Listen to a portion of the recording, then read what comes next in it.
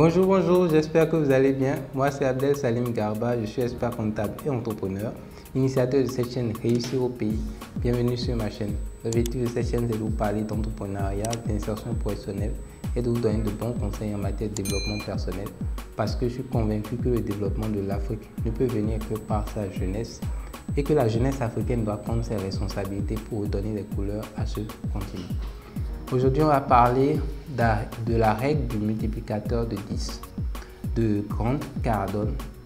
Grant Cardone, c'est un entrepreneur, coach et motivateur américain, personnage de télé-réalité.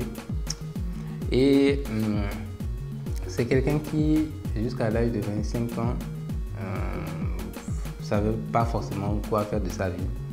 Il a même eu des moments tellement difficiles qu'il a sombré dans tout ce qui est alcoolisme, drogue et machin. Et finalement, après ses 25 ans, il a décidé de prendre sa vie en main et de réussir. Donc, ce qui est intéressant dans son parcours, ce qui est très intéressant, c'est que entre 25 ans, à partir de 25 ans, quand il a décidé de prendre sa vie en main, il a commencé à faire des petits boulots par-ci par-là et à épargner un peu d'argent systématiquement. Et entre 25 ans et 30 ans, il a réalisé à l'âge de 30 ans 1 million de dollars en matière d'épargne. Donc il a épargné jusqu'à 1 million de dollars en épargne à 30 ans en 5 ans de travail. Et c'est après ces 30 ans maintenant qu'il a décidé de prendre cet argent pour commencer à l'investir et à le fructifier. Aujourd'hui, à l'âge de 62 ans, donc 30 ans après ces 30 ans, donc à l'âge de 62 ans, sa fortune nette est estimée à 300 millions de dollars. Donc en 30 ans, il est passé de 1 million de dollars à 300 millions de dollars, sachant qu'il a travaillé pendant 5 ans pour épargner 1 million de dollars. Ce qui est pas mal, c'est qu'il a donné quand même quelques astuces, quelques conseils sur comment faire pour justement passer d'une étape 0 à plusieurs centaines de millions de dollars. Donc, la règle numéro 1 de Grant Cardone, c'est que le succès est votre devoir et votre responsabilité. Le succès, ce n'est pas le devoir de quelqu'un d'autre, ce n'est pas la responsabilité de quelqu'un d'autre. Il dit que beaucoup de gens disent qu'ils vont réussir s'ils gagnent un ticket de loterie. D'autres vont dire qu'ils vont réussir s'ils obtiennent le financement pour leur projet. D'autres disent qu'ils vont réussir si le gouvernement leur donne telle bourse ou telle facilité. D'autres diront qu'ils auraient réussi si leurs parents les avaient envoyés à Harvard. Il dit en fait que vous ne réussirez pas si vous ne prenez pas la responsabilité de votre propre succès. Il va falloir que vous revendiquiez votre succès et que vous proclamiez que votre succès, votre réussite est de votre responsabilité, que vous prenez la responsabilité de votre succès. Ensuite, la règle numéro 2, le conseil numéro 2 de Grant Cardone, c'est quoi? Il dit, dans votre business ou dans votre activité, si vous devez avoir une priorité, des priorités, ça doit être quoi? Quel que soit le business, ça doit être de vendre. Donc, maîtriser l'art de vendre. Il dit toutes les autres compétences liées à votre business ne servent à rien ou pas, sont à reléguer au second plan. La priorité des priorités quand vous lancez un business, c'est de maîtriser l'art de vendre. Si vous ne savez pas vendre, ça ne sert absolument à rien. Parce que, effectivement, quand vous regardez une entreprise, les gens ont tendance à penser que le premier agrégat au niveau de l'entreprise, c'est le capital. Le capital sert juste à constituer l'entreprise, à s'équiper, à démarrer. Mais le capital, il finit. Il s'épuise à un moment donné. Ce qui paye les salaires, c'est quoi? C'est le chiffre d'affaires. Ce qui paye les honoraires, ce qui paye les loyers, c'est quoi? C'est le chiffre d'affaires. Le chiffre d'affaires, c'est quoi? C'est le nombre d'unités vendues fois le prix. Nombre d'unités vendues, c'est qu'il faut pouvoir trouver des gens à qui vendre. pour vendre le plus possible. Donc, maîtrisez l'art de vendre. Si vous ne savez pas, si vous ne maîtrisez pas l'art de vendre, votre business s'écroule. Donc, s'il y a une priorité des priorités dans votre business, ça doit être de maîtriser l'art de vendre. La règle numéro 3, et c'est là où il donne en fait de façon un conseil assez rude quand même, mais qui justifie vraiment les résultats qu'il a et qui justifie quand même que vous pourrez avoir pas mal de succès dans votre activité. Il dit, il faut appliquer la règle du multiplicateur de 10 sur vos objectifs et la règle du multiplicateur de 10 sur vos actions. C'est quoi la règle du multiplicateur de 10? La règle du multiplicateur de 10 consiste en ceci. Supposons que vous avez, je sais pas moi, vous vendez des chaussures. Donc, quel que soit le produit que vous voulez vendre, supposons que vous avez comme objectif d'en vendre 100. Donc, supposons que l'objectif du mois, c'est de vendre 100 chaussures. Il dit ça, c'est l'objectif que vous-même vous êtes fixé. Donc, de vendre 100 chaussures ce mois-ci. Ce que les gens ne comprennent pas, ce que les gens ne comprennent pas en général, c'est que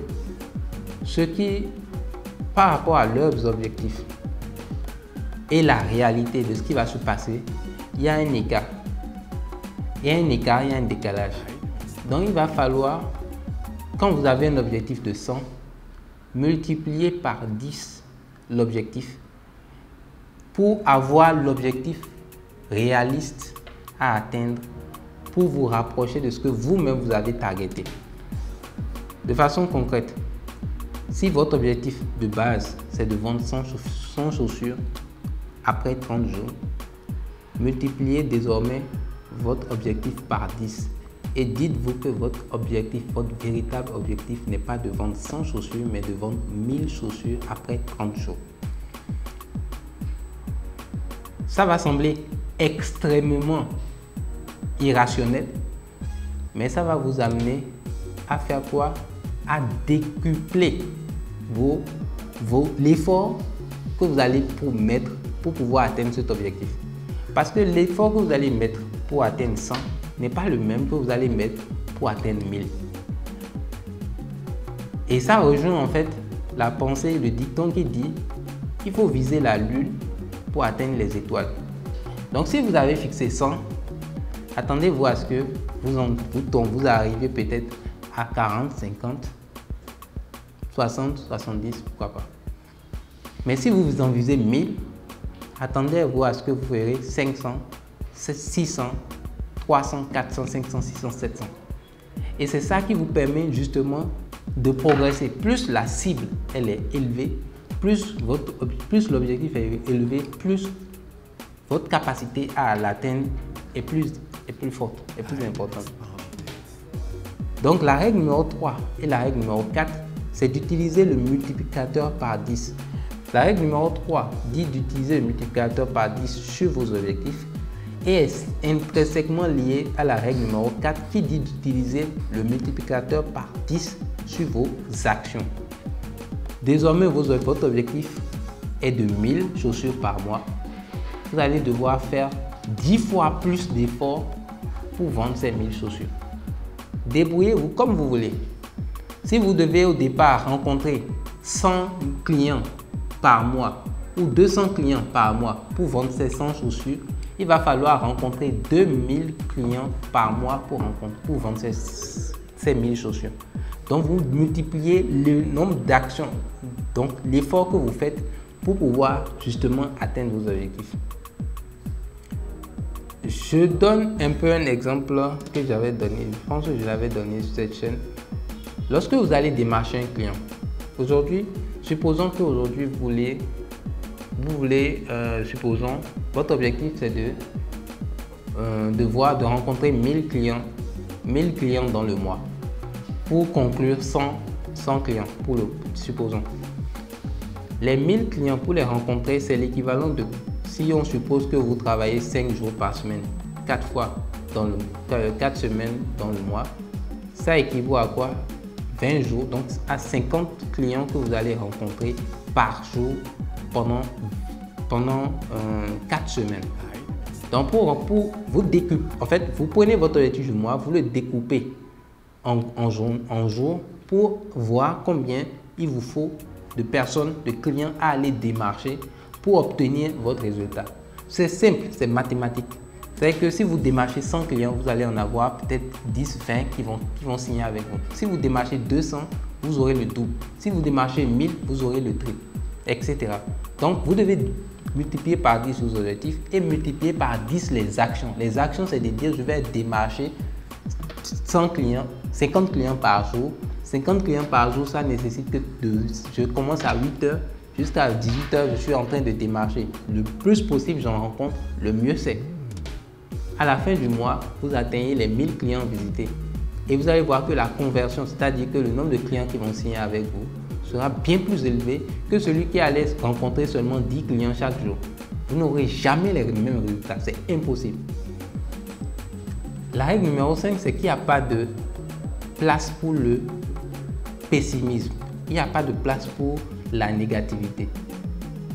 Quand vous êtes engagé à réussir, il n'y a même pas, vous ne devez pas avoir une once de négativité, de pessimisme en vous. Vous devez être un optimiste constant et pathologique. Donc, vous ne devez pas, si vous voulez réussir, vous ne devez pas laisser place au pessimisme. Ce n'est pas possible. Si vous faites ça, vous allez vous enterrer vous-même. Parce que c'est la meilleure façon de vous arrêter, de vous stopper. Soyez optimiste. Quelles que soient les difficultés, soyez optimiste. Il n'y a pas de place lorsqu'on veut s'engager dans le succès. Il n'y a pas de place pour la négativité. La règle numéro 6, c'est que il faut toujours avoir un objectif précis. J'ai dit tout à l'heure, si votre objectif est d'obtenir 100 clients, il faut que ce soit précis. C'est 100 clients que vous voulez obtenir. Donc, l'objectif doit être précis. Et dit, sans objectif précis, sans cible, vous ne faites pas de vente. Si vous ne savez pas combien vous voulez atteindre comme objectif de façon précise, vous ne pouvez pas vendre derrière. Vous ne pouvez pas faire les actions derrière parce qu'il faut connaître l'objectif pour pouvoir dire qu'est-ce que je vais faire. Maintenant, je veux vendre à 1000 clients. Comment je fais pour atteindre ces 1000 clients? Il faut pour ça maintenant, c'est quand vous connaissez l'objectif que vous commencez à décliner maintenant comment je fais pour atteindre cet objectif. Encore une fois, l'objectif n'a pas besoin d'être réaliste. Attention, l'objectif n'a jamais besoin d'être réaliste. Quand vous dites que vous, dans votre côté rationnel, vous dites que je veux avoir 100 clients et qu'on vous dit d'utiliser le multiplicateur par 10 et que là, ça devient 1000 clients, on n'a pas besoin que vous y croyez d'avoir ces 1000 clients-là. Non. Votre objectif, c'est de chercher maintenant à savoir comment je fais pour atteindre ces 1000 clients. Donc, il faut que derrière, vous puissiez avoir une cible bien précise, même si elle n'est pas réaliste, et que vous mettiez maintenant toutes les actions derrière pour pouvoir atteindre votre objectif. La règle numéro 7, ne dépendez jamais d'une seule source de revenus. Ne dépendez jamais d'une seule source de revenus. Créez le plus de sources de revenus possible. Vous pouvez avoir un salaire, vous pouvez avoir des business à côté ou de faire des prestations, mais il ne faut pas dépendre d'une seule source de revenus. C'est un danger pour vous-même et pour votre famille. En tout cas, c'est un danger pour vous-même. Donc, ne dépendez jamais d'une seule source de revenus. Diversifiez les sources de revenus. Règle numéro 8. Travaillez très dur. Travaillez très dur. Je n'ai pas dit dur. Il n'a pas dit dur. Travaillez très dur. C'est-à-dire que il faut que les gens autour de vous se posent la question suivante. Si vous ne travaillez pas jusqu'à ce qu'on se demande comment vous faites, c'est que vous ne travaillez pas assez encore. Vous devez travailler jusqu'à ce que les gens autour de vous se demandent comment vous faites. C'est que vous devez être une machine de travail. Si vous voulez réussir, vous devez apprendre à travailler très, très dur. Ce n'est pas dur, hein? Très, très dur. Pas sur la durée, pas sur 20 ans, 25 ans, mais vous devez le faire sur un temps relativement raisonnable, 5 à 10 années, de façon sérieuse, de façon engagée. Donc, vous payez le prix pour atteindre la richesse. Pour réussir, vous devez payer le prix. Le prix, c'est le travail. Il n'y a pas de cadeau. On ne vous fera pas de cadeau. Le prix, c'est le travail. Même résoudre des difficultés, c'est le travail. Donc, il va falloir que vous travaillez très, très dur. Règle numéro 9. Ignorez les petits esprits. Les gens qui cherchent à vous ralentir, qui vous donnent, qui ont des esprits limites, qui sont pessimistes, qui veulent vous faire retarder là. Ignorez-les. On n'a même pas dit de... Ignorez-les. Ignorez les petits esprits. Les esprits qui ne vous feront pas avancer, ignorez-les. Concentrez-vous sur vos objectifs. Concentrez-vous sur ce que les gens positifs, optimistes, qui peuvent vous faire avancer, disent. C'est sur ça qu'il faut vous concentrer. Mais ignorez les petits esprits. Règle numéro 10. C'est une règle que je trouve, en fait, effectivement, le monsieur, il est intéressant. Il dit, 1 million de dollars, ce n'est pas de l'argent. Et il ne le dit pas au hasard, hein, il l'a démontré. Il dit que 1 million de dollars, ce n'est pas de l'argent. À 30 ans, il a épargné 1 million de dollars. Et pendant les 5 à 10 années qui ont suivi, il dit qu'il avait la même chaussure, il portait les mêmes habits, il roulait dans une Toyota Camry vieillotte.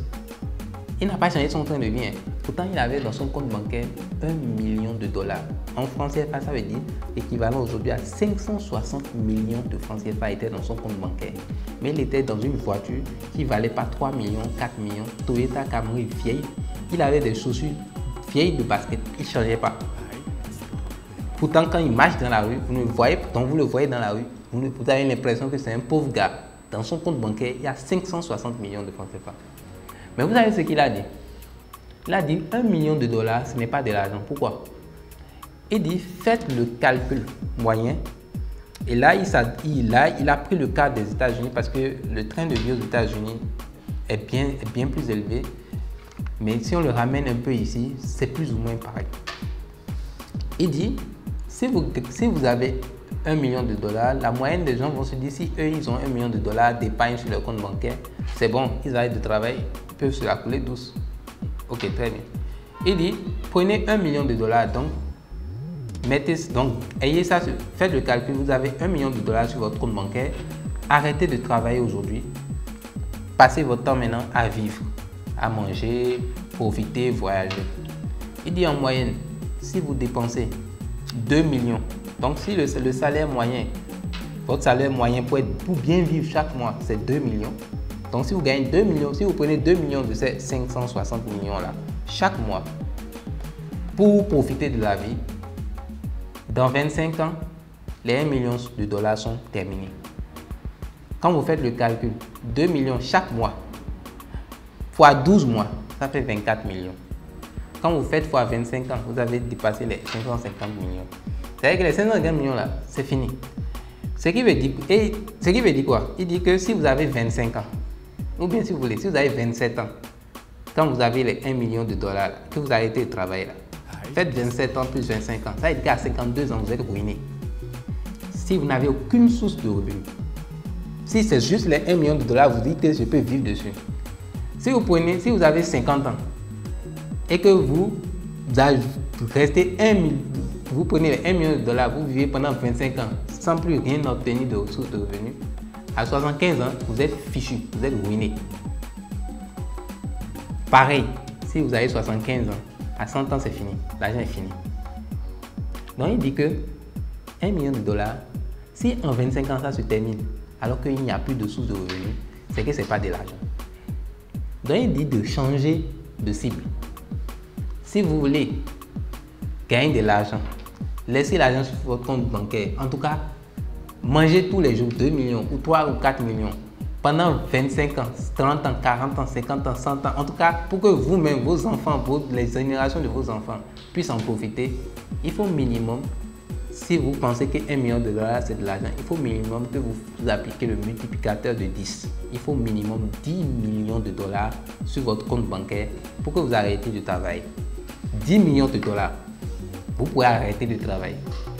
10 millions de dollars, c'est 5 milliards 5. Et dit là, ça veut dire quoi? Ça veut dire multiplicateur de 10. Ça veut dire que 25 ans fois 10, ça fait 250 années. Vous pouvez dépenser 2 millions par mois. Pendant 250 ans, vous serez mort avant, vos enfants vont profiter, les enfants de vos enfants vont profiter. Et là, au moins, vous avez de l'argent. Donc, si vous pensez que gagner de l'argent, 1 million de dollars, c'est de l'argent, ce n'est pas de l'argent pour vous. En tout cas, pour moi, ça démystifie les sommes d'argent. Parce qu'il y a des gens qui pensent que, en fait, s'ils ont 50 millions sur leur compte bancaire, c'est bon, ils peuvent aller se reposer. D'autres, ils pensent qu'avec 100 millions, c'est bon. D'autres, ils se disent, non, je suis milliardaire, c'est bon. Ils gagnent 1 milliard, c'est bon, ils gagnent de travailler. Alors que ce qu'on est en train de dire, c'est que toi, tu vis 2 millions par mois. Alors qu'en général, le gars, quand il va avoir 1 milliard sur son compte bancaire, il va vouloir faire la bamboula. Il va dépenser 3, 4, 5 millions. Donc, pour dire à quelle vitesse les 25 ans vont se terminer. C'est pour ça que des sportifs de haut niveau, des gens qui sont hyper fortunés au départ dans leur carrière, à la fin de leur carrière, 5 années en moyenne après, sont ruinés. Parce que la quantité d'argent que vous gagnez ne détermine pas votre fortune. C'est plutôt là comment vous le gérez et c'est comment vous en acquérez. Donc voilà les 10 règles de Grant Cardone. C'est un monsieur un peu fêlé, mais quand même il est intense. Il est intense. Quelqu'un qui dit que de travailler 10 fois plus que les autres pour avoir le résultat, de fixer son objectif multiplié par 10 et de faire des actions multipliées par 10 et que 1 million de dollars, c'est pas de l'argent, c'est quand même quelqu'un. Donc, ça permet, en fait, il faut revoir le niveau d'ambition. En tout cas, comme on dit, il faut respecter le niveau d'ambition de chacun, mais c'est important de rappeler aussi aux gens, ou en tout cas de donner l'information aux gens que il y a certaines choses, en fait, de donner certains points de vue aussi pour voir que, en fait, dans la vie, il faut nuancer quand même pas mal de choses. Il faut nuancer. C'est vrai qu'on est en Afrique, on ne dépense pas autant, mais il faut nuancer. Et il faut, ce qui est sûr, essayer d'appliquer ces règles-là pour aller vers le succès, quel que soit le domaine dans lequel vous êtes. Ce qui est sûr, ça s'applique à l'entrepreneuriat, mais c'est aussi valable au travail. Celui qui travaille 8 heures par jour ne peut jamais avoir les mêmes résultats que celui qui travaille 16 heures par jour. Nous, ici au pays, en fait, on ne fait pas que ça. On a d'autres activités. On commence à 4 h du matin, on termine à 22 h, 23 h. Ça fait quoi? Ça fait l'équivalent de 16 heures de travail. Mais on ne peut jamais avoir le même résultat que celui qui travaille de 8 h à 17 h. C'est impossible. Parce qu'il y a un niveau d'intensité qui est. Donc, vous devez, si vous voulez avoir un certain résultat, vous avez le devoir de mettre ce qu'on appelle le niveau de commitment, d'engagement qu'il faut.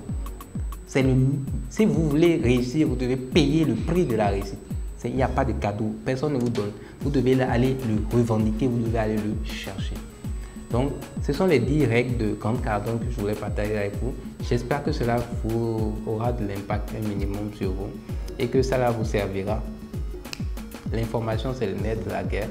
N'hésitez pas à donner vos avis en commentaire. Partagez également. Likez si vous avez apprécié la vidéo. Partagez au maximum. Et on se dit à demain pour une nouvelle vidéo. Ciao, ciao.